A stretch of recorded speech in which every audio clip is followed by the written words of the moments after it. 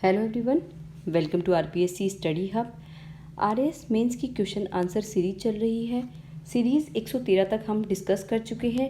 आज हम series 114 series 114 के बारे में बात करेंगे, जिसमें हम भूगोल से रिलेटेड, ज्योग्राफी से रिलेटेड प्रश्नों के बारे में बात करेंगे। ठीक है, तो पेपर 2 का जो पार्ट है उसके बारे में हम डिस्कस करेंगे। तो आइए स्टार्ट करते हैं आज के सीरीज़ के पहले प्रश्न से। आज का पहला प्रश्न है, पश्चिमी तटीय मैदान पर डेल्टा क्यों नहीं है। पश्चिमी तटीय मैदान जो है उस पर डेल्टा क्यों नहीं है।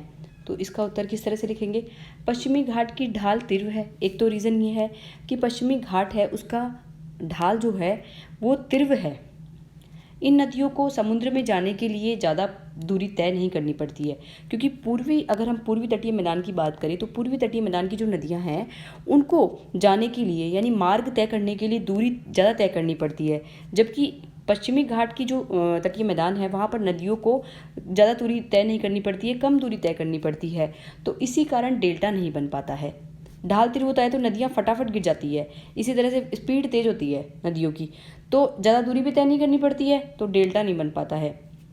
तो ये दोनों कारण आपको लिखने हैं। डायग्राम भी आप बना सकते हैं। नेक्स्ट है, लेटेराइट मिट्टी निर्माण की प्रक्रिया क्या है। लेटेराइट मिट्टी का निर्माण किस तरह से हुआ है, ऐसे पूछा जा सकता है। लेटेराइट मिट्टी निर्माण की प्रक्रिया को आप समझाइए, अलग अलग तरीके से प्रश्न पूछा जा सकता है। तो उत्तर किस तरह से लिखेंगे।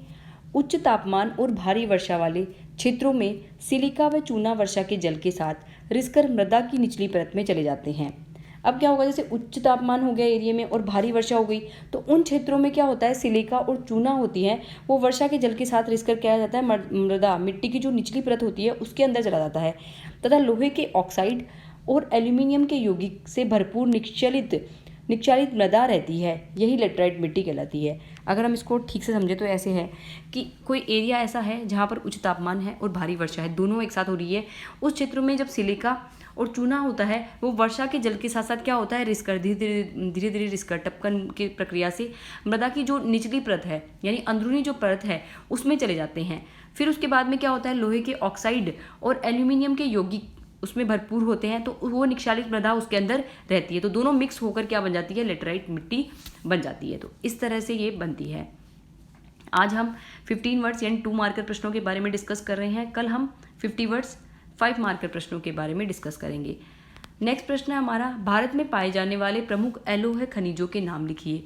भारत में पाए जाने वाले प्रमुख एलोह खनिज यानी नॉन फेरस मिनरल्स बताने हैं। तो नॉन फेरस मिनरल्स की बात करें तो पहला हमारा हो गया बॉक्साइट पाया जाता है, तांबा पाया जाता है, जस्ता पाया जाता है, सीसा पाया जाता है, टिन पाया जाता है। अब अगर आपको भारत में कहाँ कहाँ होता है अगर वो भी याद है तो आप साथ साथ में वो भी लिख सकते हैं। मेन जो टॉप 3 स्टेट्स जो है उनके बारे में भी आप लिख सकते हैं, लेकिन नाम तो आपको लिखने ही आने हैं, जैसे बॉक्साइट, तांबा, जस्ता, सीसा, टिन, ये सारे एलोह खनिज हो गए जो भारत में प्रमुख रूप से पाए जाते हैं। ठीक है, नेक्स्ट हम चलते हैं, राजस्थान की प्रमुख जनजातियों के नाम लिखिए। राजस्थान की प्रमुख जनजातियों के नाम लिखिए।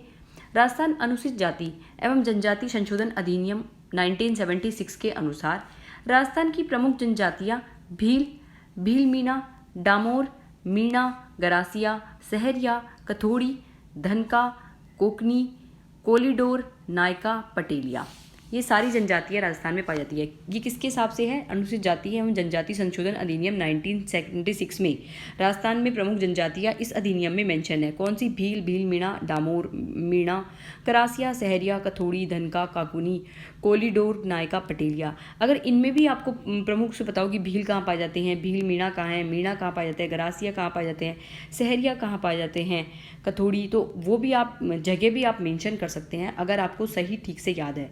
अगर आपको ढंग से याद नहीं है तो मत लिखिएगा, इतना ही लिख के आ जाइएगा, पर्याप्त है। ओके, नेक्स्ट प्रश्न पर हम चलते हैं। नेक्स्ट प्रश्न है, यूनेस्को की भू धरोहर स्थल संकल्पना से आप क्या समझते हैं। यूनेस्को की भू धरोहर स्थल संकल्पना यानी जियो हेरिटेज साइट कंसेप्ट क्या है वो देख लेते हैं। वैज्ञानिक, शैक्षणिक एवं प्राकृतिक सौंदर्य के साथ भूगर्भिक विशेषताओं यथा विशिष्ट चट्टान, असामान्य जीवाश्म, मृदा प्रक्रियाएं, भूमिगत जल परिवर्तन आदि से युक्त महत्वपूर्ण क्षेत्रों को यूनेस्को द्वारा भू धरोहर स्थल घोषित किया गया है, जैसे जावर, उदयपुर, रामगढ़, क्रेटा 12, रामगढ़ ग्रेटर हो गया, एक सेकेंड, अगर हम देखें, दोबारा से देखें, जस्ट अ सेकेंड, कि वैज्ञानिक शैक्षणिक और प्राकृतिक सौंदर्य के साथ भूगर्भिक विशेषताओं, जिसमें क्या होगा, विशिष्ट चट्टान हो गई, असामान्य जीवाश्म हो गया, मृदा की प्रक्रियाएं हो गई, भूमिगत जल परिवर्तन हो गया।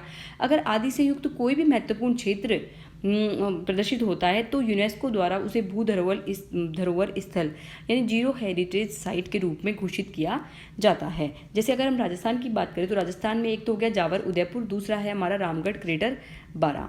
इन दोनों को ही भू धरोहर स्थल जियो हेरिटेज साइट के रूप में दर्जा प्राप्त है।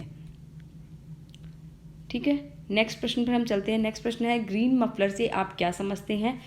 ग्रीन मफलर क्या है? ग्रीन मफलर ध्वनि प्रदूषण की एक तकनीक है जिसमें आबादी क्षेत्रों, रेल मार्गों, सड़कों के किनारे क्रमबद्ध पंक्तियों से वृक्षारोपण किया जाता है।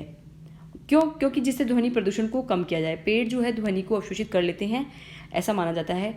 तो ध्वनि प्रदूषण को कम करने के लिए वृक्षारोपण किया जाता है। तो दोबारा से देखें कि ये ध्वनि प्रदूषण की एक तकनीक होती है जिसमें आबादी वाले क्षेत्र, जहाँ पर रेल मार्ग है, सड़क के किनारे हैं या व्हीकल ज़्यादा आ जाते हैं, तो वहाँ पर क्रमबद्ध रूप में पंक्तियों में वृक्षारोपण किया जाता है जिससे ध्वनि प्रदूषण को कम किया जा सके। तो ये हमारा हो गया ग्रीन मफलर। तो आज के प्रश्न इतने ही। कल हम 50 वर्ड्स के प्रश्नों को डिस्कस करेंगे। चैनल पर बनी रहिए। चैनल की प्लेलिस्ट जाकर आप सब्जेक्ट वाइज दे सकते हैं, वहाँ पर आपको सारे क्वेश्चन आंसर इजीली मिल जाएंगे।